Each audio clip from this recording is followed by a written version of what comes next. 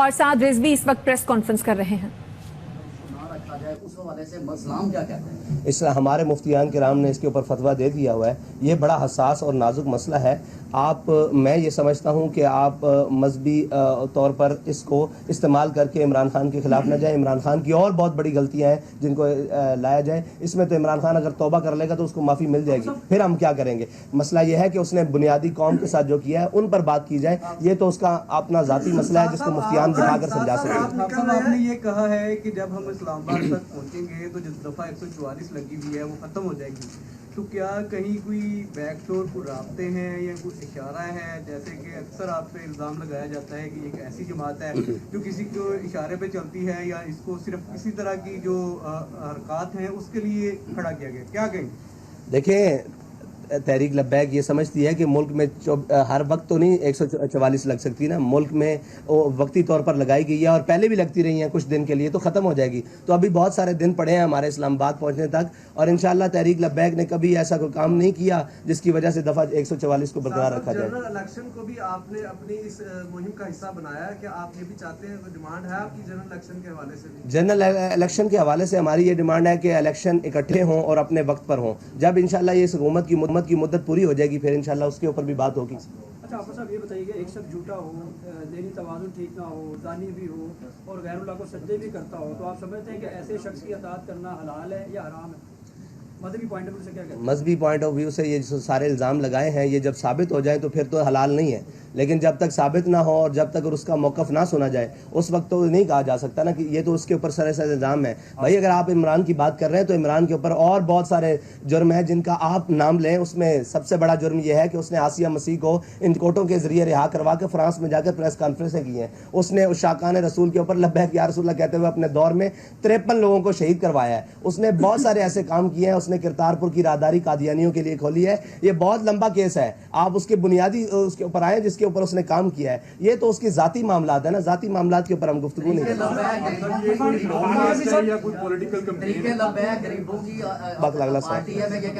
مہنگائی کے حوالے سے، پیٹرولیم کے حوالے سے سارا کام کیا.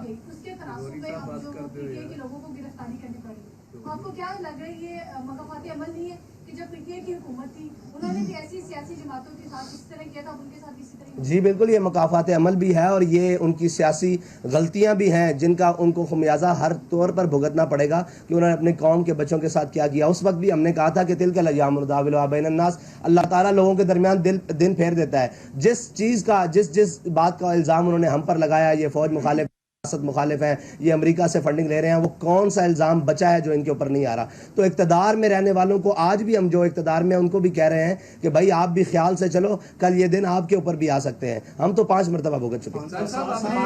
کون سا کام سے ابرپٹلی ہو گیا ہے؟ مہنگائی تو بڑی دیر سے چل رہی ہے، پی ڈی ایم کے دور میں بھی چل رہی ہے، عمران خان کے دور میں بھی چل رہی ہے. کون سا کام ہو گیا کہ آپ نے لانگ مارچ کا اعلان کر دیا، وہ بھی کراچی سے؟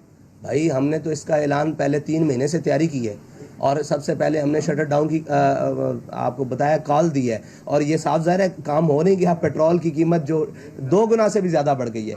بجلی کے جی نہیں، یہ تو مذاق ہے نا قوم کے ساتھ کہ مطلب 30 روپے 25 روپے بڑھا کر 12 روپے کم کر دینا، 20 روپے بڑھا کر 10 روپے کم کر دینا. 12 فروری کو جب ہم نے اعلان کیا تھا اس وقت پیٹرول کی قیمت 249 روپے تھی، آج 270 روپے ہے. آپ یہ دیکھیں یہ قوم کے ساتھ مذاق ہے. اور اسی طرح ڈیزل کی قیمت اس وقت آج سے 10 یا 15 روپے کم تھی جو انہوں نے بیک وقت 30 روپے کم کیا ہے. تو یہ تو قوم کے ساتھ مذاق ہے کہ کوئی احتجاج کے لیے نکلے تو آپ فوراً 10 روپے 5 روپے کم کر دیں اور جب کوئی نہ بولے تو آپ 15-20 روپے بڑھا دیں. اچھا حافظ صاحب یہ بتائیے گا قوم کی بیٹیوں کو تو سڑکوں پر لایا جا رہا ہے جبکہ خود اپنی جو بیوی ہے ان کو 7 پردوں میں عدالت میں لایا جا رہا ہے. یہ تو قوم کو سوچنا چاہیے نا، یہ قوم کو سوچنا چاہیے کہ ان کی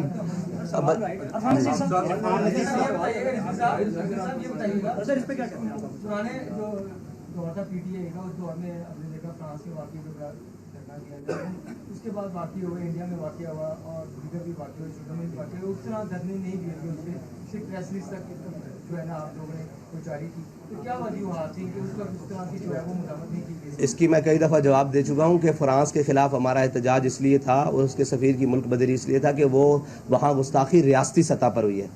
ریاستی سطح پر ہوئی ہے، اور یہ شاید آپ نے نہیں سنا کہ اس کے صدر نے اور ریاست نے اس کی حمایت کی تھی، اس لیے ان کے سفیر کو انڈیا میں جو گستاخی ہوئی ہے وہ ذاتی طور پر ہوئی ہے، اس کے خلاف ہم نے احتجاج بھرپور ریکارڈ کیا ہے، اور کل بھی کوئی خدا نہ خواستہ ریاستی سطح پر اللہ نہ کرے کوئی اس کی حمایت کرتا ہے تو ہمارا مطالبہ پھر وہی ہوگا کہ اس کے سفیر کو ملک بدر کیا جائے، اس کے لیے جو بھی قربانی دینی پڑی انشاءاللہ دیں گے۔ الیکشن ایئر ہے، یہ مہنگائی کے خلاف کوئی ریلی ہے یا یہ آپ باقاعدہ طور پہ الیکشن کی کمپین کا آغاز کر رہے ہیں؟ ابھی تو مہنگائی کے خلاف ہے، جب الیکشن کے لیے آئیں گے تو انشاءاللہ ہم بتا کریں جو بھی تحریک لبیک کے نظریے پر آ جائے گا اس سے کولیشن بن سکتی ہے۔ خالی حکومت کی وجہ سے نہیں، اس کے پیچھے پوری معاشی ڈھانچہ اور ٹیکسز اور لیویز اور ڈیوٹیز وغیرہ، جب تک وہ کم نہیں ہوں گی اور حکمرانوں اور بیوروکریسی کی عیاشیاں کم نہیں ہوں گی، آپ کا یہ احتجاج بے معنی رہے گا، اس لیے کہ وہ اسی فارمولے کے تحت 5-10 روپے پھر کم کر دیں گے۔ آپ کا ہدف وہ ظالمانہ قوانین کیوں نہیں ہے جس کی وجہ سے صرف اشرافیہ عیاشی کر رہی ہے اور عوام سڑکوں پہ اور اپنے گھروں میں بھوکی مر رہی ہے؟ آپ کا ٹارگیٹ وہ ہونا چاہیے نا جس سے مہنگائی کی جڑ ہی ختم ہو جائے، اس طرف آپ کی نظر کیوں نہیں ہے؟ بہت اچھا سوال کیا آپ نے۔ دیکھیں، ہم نے فارمولہ دیا، ہم نے یہ کہا کہ آپ 800-700 سی سی والے کے لیے پیٹرول کی قیمت یہ رکھیں، بائکس والوں کے لیے یہ رکھیں، بڑی گاڑیوں والوں کے لیے یہ رکھیں۔ اس کی زد میں اشرافیہ ہی آ رہا ہے، اور لوگ پوچھ رہے ہیں کہ آپ سے کسی نے رابطہ کیا؟ ہم سے حکومت نے تو رابطہ نہیں کیا، لیکن جو حکومت کے وہ پالے ہوئے لوگ ہیں جو اس کے کمیشن کھاتے ہیں انہوں نے ہم سے رابطہ کیا کہ آپ یہ کیا کرنے جا رہے ہیں، آپ بھی پر لیٹر کوئی ہم سے کمیشن لے لیں، ہم سے کوئی بات کر لیں، تو اس کا مطلب ہے ہمارا تیر بہدف ہوا، ہمارا تیر بہدف ہوا۔ ان کو تھوڑی پریشانی کا سامنا کرنا پڑا، وہ ہم سے کہہ رہے ہیں کہ آپ ہم سے وہ لے لیں، کیا نام ہے اس کا، کمیشن لیں پر لیٹر، اور آپ اپنے اکاؤنٹس بتائیں، ہم ان کے اندر پیسے بھیجنے کے لیے تیار ہیں۔ ہم نے کہا ہمیں نہیں چاہیے، ہم قوم کے ساتھ کھڑے ہیں اور قوم کے لیے پیٹرول سستا کرو۔ دوسرا بات ہے، ہم نے ایک پورا وائٹ پیپر دیا ان کو کہ آپ جناب 3000 سی سی 5000 سی سی والی گاڑیوں کے لیے یہ پیٹرول کی قیمت رکھیں اور نیچے یہ رکھیں، تاکہ غریب کو آسانی ہو اور اشرافیہ کو اور ملک میں مفت چیزیں استعمال کر رہے ہیں ان کے لیے یہ قیمتیں رکھیں اور ان کو یہ ٹیکسز لگائیں، تاکہ ان کو پتہ لگے کہ اس کی قوم کو قیمت کیا دینی پڑتی ہے۔ آپ سمجھتے ہیں کہ آپ کو مارچ کی اجازت مل جائے گی، جبکہ حالات اتنے نازک ہو گئے ہیں، لاہور میں زمان پارک کو بند کیا ہے، لاہور والے پریشان ہیں، آپ سمجھتے ہیں کہ کراچی سے آپ کو مارچ کی اجازت ہوگی؟ کیونکہ حالات کیوں خراب ہوئے ہیں؟ انہوں نے ملک کے حالات خراب کیے ہیں تو اس وجہ سے ہوا ہے نا۔ ہر ایک کے لیے تو ایک پیمانہ نہیں ہو سکتا، جس نے جرم کیا اس کو اس کی سزا ملے گی، ہر ایک کو تو نہیں اس کی سزا ملے گی نا۔ ہم نے تو کوئی جرم نہیں کیا، ہم تو پاکستان کے لیے نکلے، سمجھتے نہیں؟ ہم کہتے ہیں ہمارا مارچ ہوگا، اگر حکومت نے روکا بھی تو تب بھی ہوگا۔ کہے گا کہ تحریک لبیک نے جو ہے احتجاج کیا، دفعہ 144 نافذ تھی، ان پہ عمل ہوا، جبکہ پی ڈی ایم نے حالیہ سپریم کورٹ کے باہر احتجاج کیا، دفعہ 144 نافذ تھی، لیکن ان کے ساتھ تو کوئی یہ تو دوہرا قانون ہم کہہ رہے ہیں نا کہ پی ڈی ایم نہ اختیار کرے، اور میرے خیال سے انہوں نے جنگلے بھی پھلانگے ہیں، انہوں نے جناب سپریم کورٹ کی باہر جا کر گھیراؤ بھی کیا ہے، تو ہم تو اس کے سخت مخالف ہیں، اس کے سخت مخالف ہیں، اس لیے کہ جناب جب ان کے لیے احتجاج منع ہے اور سپریم کورٹ کے باہر جانا منع ہے تو ان کے لیے دو قوانین پاکستان کے اندر بیک وقت نہ دکھائیں جس سے کسی کے بیانیوں کو فائدہ ہو۔ عقل کا استعمال کریں اور فہم و فراست کا استعمال کریں اور پاکستان کو بہتری کی طرف لے کر جائیں، نہ کہ اپنی ذاتی مفادات کی طرف لے کر جائیں اور ذاتی بقا کی طرف لے کر جائیں۔ سب یہ بتائیے گا کہ آپ کا یہ جو مارچ ہے یہ کراچی سے 22 کو شروع ہوگا اور کب پہنچے گا، کتنے دنوں میں اسلام آباد پہنچے گا، اور دوسرا یہ بھی بتا دیجیے گا کہ یہ آگے جو دھرنے کی شکل بھی اختیار کر سکتا ہے، کتنے دن کا شیڈول اس کا بتا؟ جی ہمارا روٹ پلان موجود ہے، وہ آپ کو دے دیا جائے گا سوشل میڈیا اور میڈیا کے ذریعے بھی، اور پیپرز میں بھی انشاءاللہ روٹ پلان وہ ساری چیزیں ہیں، جی ٹی روڈ کے تھرو آ رہے ہیں۔ اور دوسری بات ہے کہ